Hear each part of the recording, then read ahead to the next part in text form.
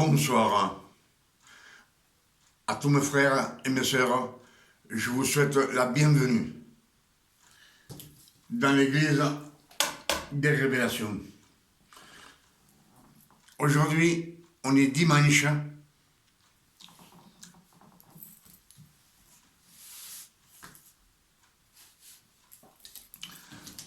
On est dimanche 12 avril 2026. Et je suis heureux car je vois que vous venez prendre connaissance du véritable évangile. Le véritable évangile, c'est celui que le Père éternel nous donne cette année 2026. Amen. Ce sont les nouvelles révélations que le Père éternel nous donne chaque jour. Comme je vous le dis toujours, dans cette année 2026, le Père éternel nous a ouvert les portes du ciel afin que nous recevions les nouvelles révélations, la vérité de l'évangile, celui qui nous mène sur le chemin qui mène à la gloire éternelle du Père éternel. Amen. Pour cela, je vous demande d'être attentif à tout ce que on va lire, les chapitres et les versets. Soyez attentifs parce que c'est très important, ces révélations que le Père éternel nous donne dans cette année 2026. C'est pour cela que ce soir, je vous salue au nom de notre Père éternel. Et je vous salue au nom de notre Seigneur Emmanuel, le Christ, Yeshua. Yeshua, en hébreu, veut dire le Sauveur. Vous voyez que chaque jour, on apprend un peu plus. Le Père éternel nous donne chaque jour un peu plus, peu à peu, mais afin de nous ramener vers lui et qu'on puisse avoir la vie éternelle. Amen. Alors, ce qu'on va méditer ce soir, comme je vous le dis toujours, on nous a toujours prêché que nous sommes, tout le monde, nous sommes fils de Dieu, le monde entier, toute personne. Et dans les Écritures, ils nous disent le contraire. Ils nous disent que le Père éternel a créé les anges. Il les a créés. C'est pas ses fils. Il a formé l'homme de la poussière de la terre. C'est pas son fils. Il l'a formé, il l'a créé. Amen. Il a créé la femme du côté de l'homme. C'est pas sa fille. Donc, que toute la création, on dit bien la création, nous sommes la création de Dieu, et pas de fils, ni de fille. Amen. Soyez attentifs, s'il vous plaît. On va aller vite fait, parce qu'il est tard. Il est minuit. Comme je vous le disais, ce soir, c'est dimanche 12 avril 2026. Jean 1, verset 29, nous dit « Jean le Baptiste voit venir le Christ, et il s'exclame à voix haute, voici venir l'agneau de Dieu, celui qui enlève le péché du monde. » Celui qui enlève le péché du monde, qui l'annule, le désintègre, afin qu'il n'existe plus. Amen. C'est clair. L'agneau qui enlève le péché du monde. Amen. Galates 4, verset 4 nous dit « Dieu a envoyé le Christ, né d'une femme, né sous la loi, afin qu'il rachète tout celui qui est sous la loi, et que nous reçussions l'adoption de fils. Donc, il faut qu'on reçoive l'adoption de fils pour être nommé comme fils de Dieu. Parce que nous sommes sa création. Amen. Mais il nous dit bien, Dieu a envoyé, Galates 2, verset 4, nous dit, Dieu a envoyé le Christ, né d'une femme née sous la loi, afin qu'il rachète tout celui qui est sous la loi et que nous reçussions l'adoption de fils. Amen. Il faut qu'on reçoive l'adoption de fils. Cela veut dire que le Christ nous a rachetés de la loi. Galates 5, verset 1 nous le dit aussi. Le Christ nous a donné la liberté. La liberté d'être libre de la loi. Il nous a affranchis de la loi. Amen. Il nous a affranchis, ça veut dire qu'il nous a rachetés.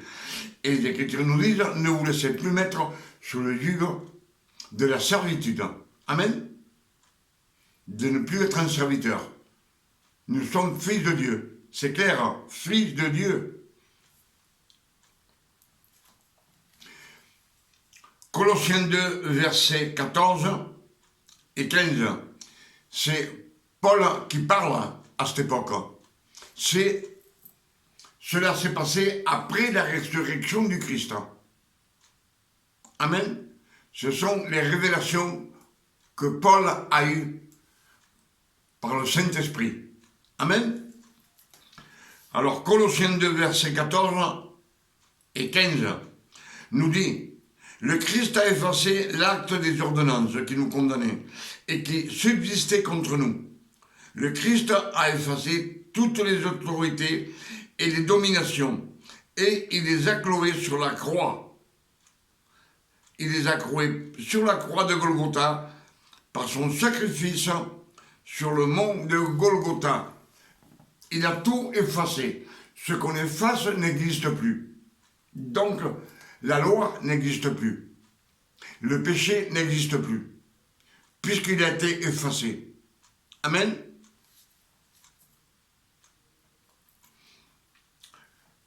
Et Paul continue à nous donner des révélations. Il nous dit, 1 Corinthiens 6, verset 12, nous dit, tout est permis, mais tout n'est pas utile. Tout est permis, mais tout n'est pas utile. Si ce n'est pas utile, on peut faire ce qu'on veut. On pêche, c'est pas utile. Ça ne sert à rien, ni pour le bien, ni pour le mal. Amen. C'est ce que nous disent 2 Corinthiens 3, verset 6. Et c'est toujours Paul qui parle dans les révélations. Amen.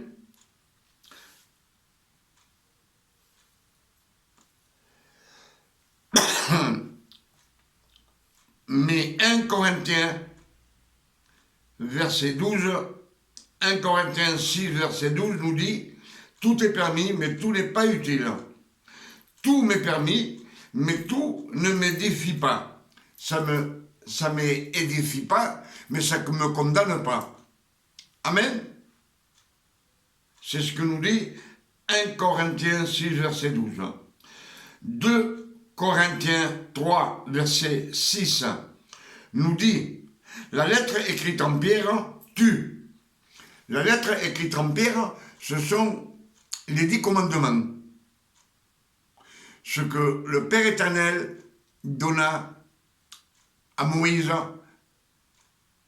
sur le mont Sinaï.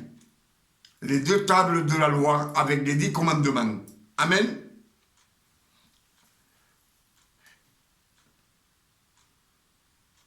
La lettre écrite en pierre tue. Elle tue l'homme et la femme, l'être humain. Amen.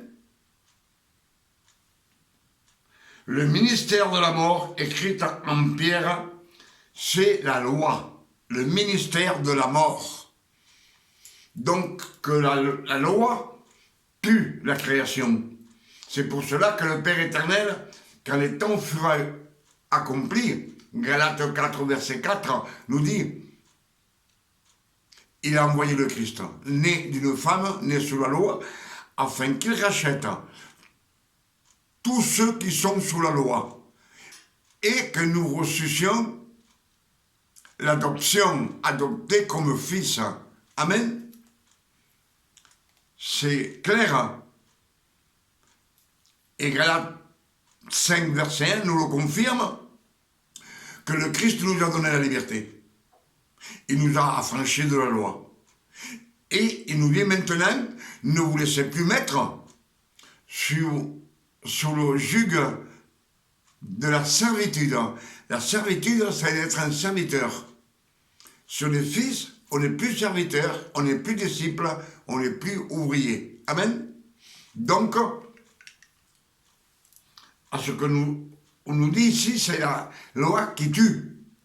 C'est la loi qui nous tue, qui nous prive d'entrer au royaume de Dieu. Il nous prive de la vie éternelle avec le Père éternel. Amen. Amen. Et dans les Écritures, il nous est dit qu'il n'y a que les fils de Dieu qui vont ressusciter à la fin des temps. Amen. Ils vont ressusciter. Que les fils de Dieu, tout celui qui est sorti de la loi et qui a été adopté, parce que on est sous la loi, on ne peut pas être adopté. Il faut jeter la loi.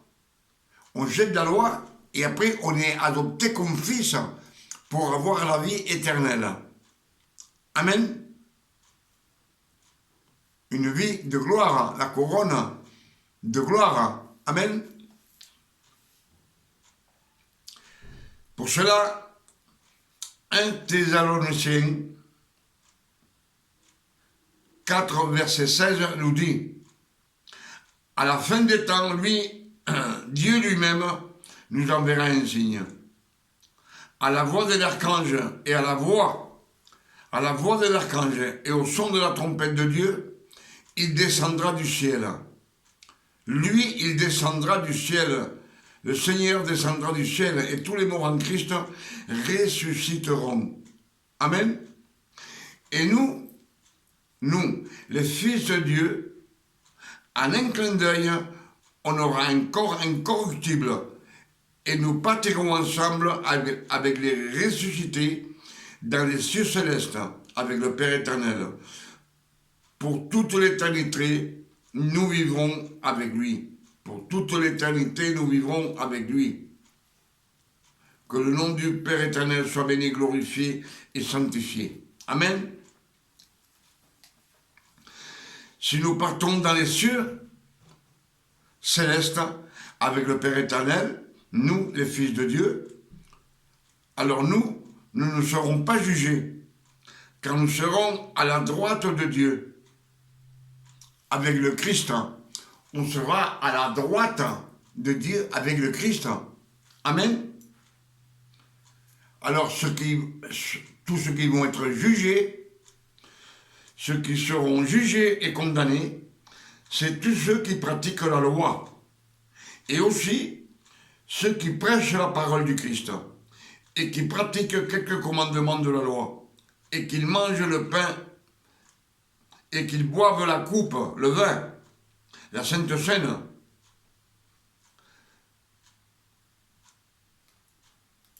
Amen. Tous ceux qui font des commandements sous la loi appartiennent à la loi, car ce sont des fausses doctrines d'hommes. Amen. Si on nous dit qu'on ne peut pas mélanger, on ne peut pas mélanger. Et dans la loi, il y a beaucoup de commandements, il y a 613 commandements. Et on en pratique quelques-uns dans notre vie, on n'est pas sorti de la loi. On n'est pas né de nouveau. On n'a pas été adopté. Parce que pour être adopté comme fils, il faut partir de la loi. Parce que le Christ nous a rachetés de la loi. Amen. Et comme je vous le dis, ceux qui seront jugés et condamnés, c'est tous ceux qui pratiquent la loi. Et aussi ceux qui prêchent la parole du Christ et qui pratiquent quelques commandements de la loi. ils pratiquent quelques commandements de la loi et en plus, ils prennent la Sainte Seine. Le pain, ils mangent le pain, ils prennent la coupe, le vin, qui représente, la Sainte Seine représente la gloire que le Père éternel nous donne. Amen. L'opportunité de devenir fils et avoir la vie éternelle. Amen. C'est pour cela que le Christ a donné la Sainte Seine, le soir de la Pâque.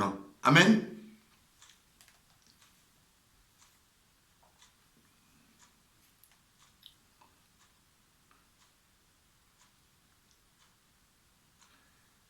Ceux qui prêchent la parole du Christ et qui pratiquent quelques commandements de la loi, et en même temps qu'ils mangent le pain et le vin, et qu'ils boivent la coupe, la Sainte Seine, ces personnes appartiennent à la loi parce que ce sont des fausses doctrines d'hommes, car ils ne sont pas nés de nouveau, ni adoptés comme fils. Et tout cela, tous ces hommes, tous ces hommes et femmes, qui ont une fausse doctrine, ne vont pas hériter le royaume de Dieu. Et tous ceux qui ne croient pas en Dieu, qui ne croient pas au Christ, amen, on appelle ça les athées. Ils ne croient même pas aux étoiles. Tous ce monde n'hériteront pas le royaume de Dieu. Amen.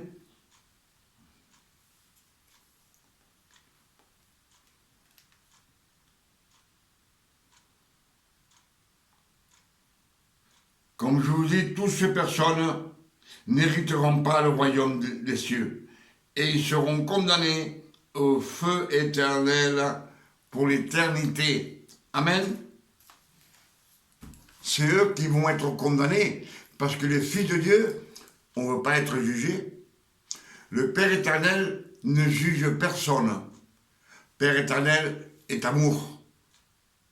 Le Père éternel, il est miséricordieux.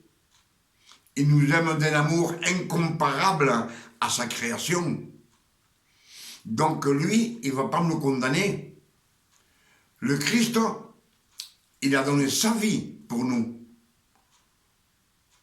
pour la création, afin que il nous rachète de la loi qui nous tuait, la loi, le ministère de la loi, le ministère de la mort, écrit en pierre, c'est la loi. Alors, il nous a rachetés de la loi. Et après, il nous a adoptés comme fils. Donc, ce n'est pas le Christ qui va nous condamner non plus. Amen. Celui qui va nous condamner, c'est Lucifer, qui va dire, cet homme ou cette femme, ils ont transgressé, ils ont péché dans leur jeunesse ou dans leur vieillesse. Et le Christ va dire, non, moi j'ai payé. Tous ceux qui sont à droite, ce sont des fils de Dieu. Ils ont été rachetés, élus et adoptés comme fils. Amen. Donc, tous ceux qui prêchent la parole du Christ et qu'en même temps, dans leur église, ils baptisent dans l'eau, ils mangent la Sainte Seine ensemble, ils prennent le pain et le vin, la nouvelle alliance, elle la mélange avec la vieille alliance, la loi. Amen.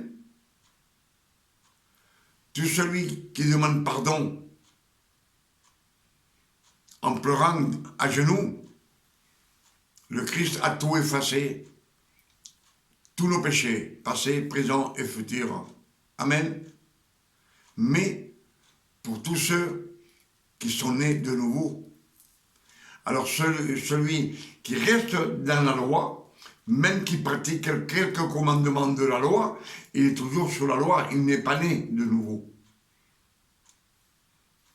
Il n'est pas né de nouveau. On ne peut pas mettre du vin nouveau dans une vieille outre. Je l'ai déjà prêché, la vieille outre, c'est une personne qui n'est pas née de nouveau. Amen.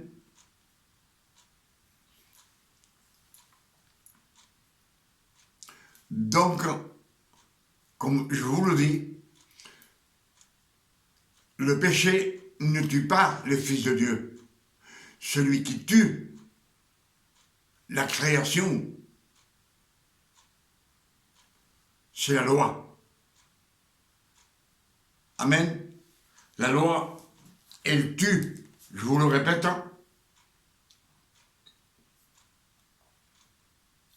2 Corinthiens 3, verset 6 nous dit, la lettre écrite en pierre tue. Elle tue la personne humaine, la création.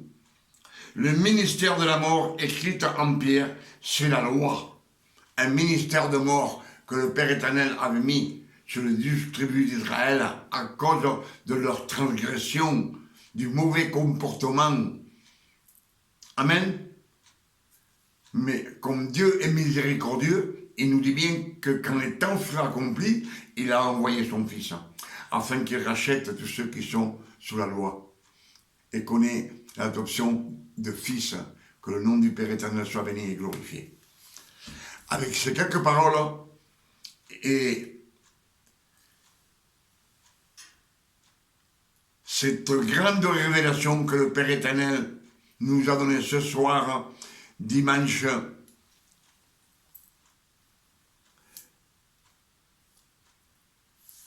12 avril 2026, je dis merci Père éternel, merci parce que c'est une grande révélation pour le monde entier, pour toutes les églises du monde entier, pour tous ceux qui pratiquent encore quelques commandements de la loi et qui mélangent avec la nouvelle alliance que le Christ a donnée pour sauver le monde. L'alliance que le Père a fait avec les 12 tribus d'Israël, c'est une obligation. Et si on les mélange, on ne peut pas les mélanger. Ça nous conduit. On n'héritera pas le royaume de Dieu. Alors, toutes ces églises, comme je vous ai dit, faites très attention. Les mauvaises doctrines ne vous laissent pas rentrer au royaume de Dieu. Amen. Et cette grande doctrine qu'il nous a donnée ce soir, c'est que le péché ne tue pas les fils de Dieu. Amen.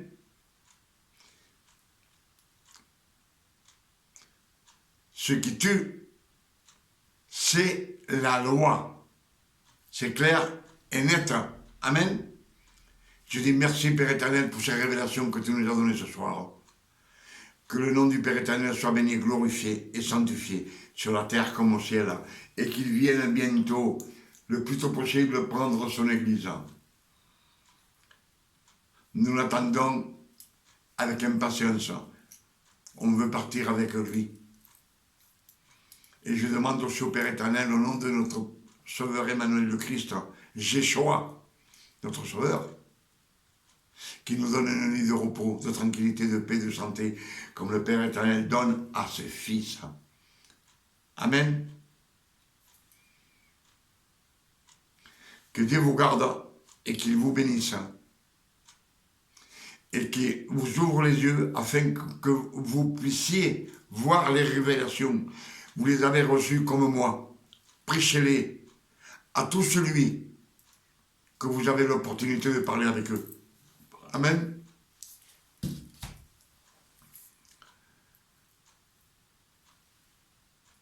Comme je vous disais, aujourd'hui, on est dimanche 12 avril.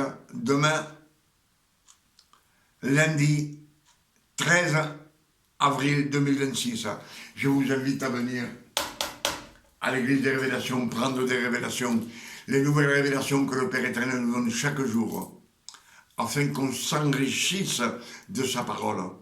Cette richesse va nous mener vers la gloire du Père éternel et vivre avec lui pour toute l'éternité. Amen. Venez nombreux. Je vous attends avec impatience et avec les bras grands ouverts pour vous accueillir. Que Dieu vous bénisse et vous garde. Amen.